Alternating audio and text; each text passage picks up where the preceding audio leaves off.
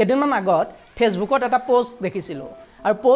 পোষ্টকৰ্তাজনে লিখিছিল যে মানুহগেলাইনো দুটা কণী একেলগে কিংকে খায় মোৰ দুখে এটা খাওঁতে ভাগৰ লাগে দুটা কণী খোৱা মানুহগেলাক মোৰ ৰাক্ষস হান লাগে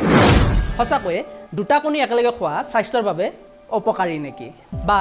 দুটা কণী খোৱা মানুহবিলাক ৰাক্ষস নেকি আজি আমি এই ভিডিঅ'টোত এইবোৰ বিষয়ৰ ওপৰত আলোচনা কৰিম প্ৰথম কথা হ'ল কণী আমি প্ৰটিন আহৰণৰ বাবে খাওঁ অৰ্থাৎ আমাৰ দেহক প্ৰয়োজন হোৱা প্ৰটিন আমি কণী মাছ মাংস আদিৰ পৰা পাওঁ অকল কণী মাছ মাংস আদিতে যে প্ৰটিন থাকে তেনেকুৱাও নহয় বিভিন্ন ধৰণৰ নিৰামিষ আহাৰতো যথেষ্ট পৰিমাণে প্ৰটিন থাকে আমাৰ দেহৰ চুলি ছাল মাংসপেশী এই আটাইবোৰ প্ৰটিনৰ দ্বাৰা গঠিত গতিকে আপুনি সুস্থ হৈ থাকিব লাগিলে প্ৰটিন খাবই লাগিব অৰ্থাৎ মাছ মাংস বা কণী খাব লাগিব আৰু এইবোৰৰ ভিতৰত কণী হ'ল আটাইতকৈ সহজলভ্য আৰু সহজতে পোৱা প্ৰটিনৰ উৎস এটা কথা হ'ল জীৱৰ মানুহ নিৰামিষভোজী তেওঁলোকেনো প্ৰটিন ক'ৰ পৰা পায় বিভিন্ন ধৰণৰ নিৰামিষ আহাৰতো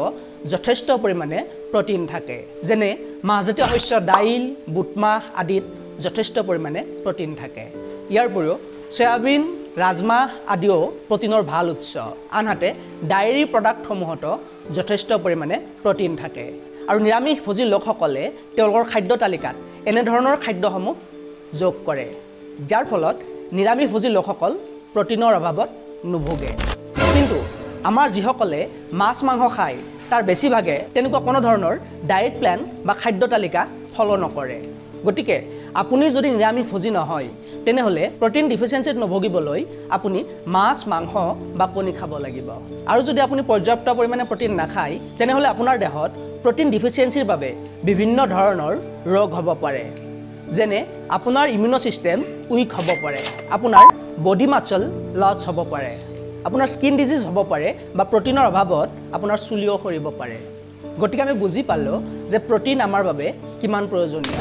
আৰু যিহেতু আমাৰ বেছি সংখ্যক লোকৰে আৰ্থিক অৱস্থা ইমান সুচল নহয় গতিকে মাছ মাংসতকৈ কণীটো আমাৰ সহজতে পোৱা প্ৰটিনৰ উৎস এতিয়া কথা হ'ল দুটা কণী খোৱা মানুহবোৰ সঁচাকৈ ৰাক্ষস নেকি বা দুটা কণী খোৱা আপোনাৰ স্বাস্থ্যৰ বাবে অপকাৰী নেকি আমি যদি কণীত থকা প্ৰটিনৰ পৰিমাণ চাবলৈ যাওঁ তেনেহ'লে এটা কণীত গড় হিচাপত 6 পৰা 7 গ্ৰাম প্ৰটিন থাকে গতিকে কোনোবাই যদি দুটা কণী একেলগে খাইছে তেনেহ'লে তেওঁ প্ৰায় 14 গ্ৰাম প্ৰটিন কনজিউম কৰিছে বা আহৰণ কৰিছে কিন্তু গড় হিচাপে আমাৰ দেহৰ ৱেইট অনুপাতে প্ৰতি কেজি বডি মাছৰ বাবে 0.75 গ্ৰাম প্ৰটিনৰ প্ৰয়োজন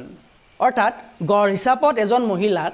প্ৰায় 45 গ্ৰাম প্ৰটিনৰ প্ৰয়োজন আৰু পুৰুষক প্ৰায় 55 গ্ৰাম প্ৰটিনৰ প্ৰয়োজন তেনেহ'লে কোনোবাই যদি দুটা কণী খাইছে তেওঁ 14 গ্ৰাম প্ৰটিনহে সেৱন কৰিছে অৰ্থাৎ দিনটোত তেওঁক আৰু প্ৰটিনৰ প্ৰয়োজন আছে কাৰণ আমাৰ ভাৰতবৰ্ষৰ মানুহে যিটো খাদ্য খায় সেইটো প্ৰধানকৈ কাৰ্বহাইড্ৰেট বেছ অৰ্থাৎ আমি কাৰ্বহাইড্ৰেট বেছিকৈ খাওঁ আৰু প্ৰটিন ভিটামিন আদি কমকৈ খাওঁ অৰ্থাৎ আমি ভাত আৰু ৰুটি বেছিকৈ খাওঁ আনহাতে প্ৰটিন ভিটামিন কমকৈ খাওঁ যাৰ বাবে আমি প্ৰটিন ডিফিচিয়েঞ্চিত ভোগোঁ আনহাতে পশ্চিমীয়া দেশসমূহত কাৰ্বহাইড্ৰেট কমকৈ খায় আৰু প্ৰটিন আৰু ভিটামিন বেছিকৈ খায় যাৰ বাবে তেওঁলোকৰ লাইফষ্টাইল আমাতকৈ হেল্থি গতিকে কোনোবাই যদি একেলগে দুটা কণী খাব পাৰিছে তেন্তে সেইটো তেওঁৰ বাবে উপকাৰীহে অপকাৰী নহয়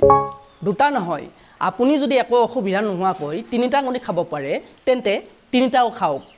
আৰু তাৰ বাবে আপোনাক যদি কোনোবাই ৰাক্ষস বুলি কয় তেন্তে তেওঁক আপুনি উত্তৰ দিয়ক তিনিটা নহয় মই 4টা 5টা খাম তোমাৰ নাখাওঁতে পিঠ মৰি গৈছে তুমি নাখা মই খাম মই খাব পাইছোঁ মই খাম আৰু সঁচাকৈয়ে যদি কাৰোবাৰ এটা কণী খাওঁতেই ভাগৰ লাগে তেন্তে তেওঁ প্ৰটিন বা ভিটামিনৰ ডিফিচিয়েঞ্চিত ভুগিছে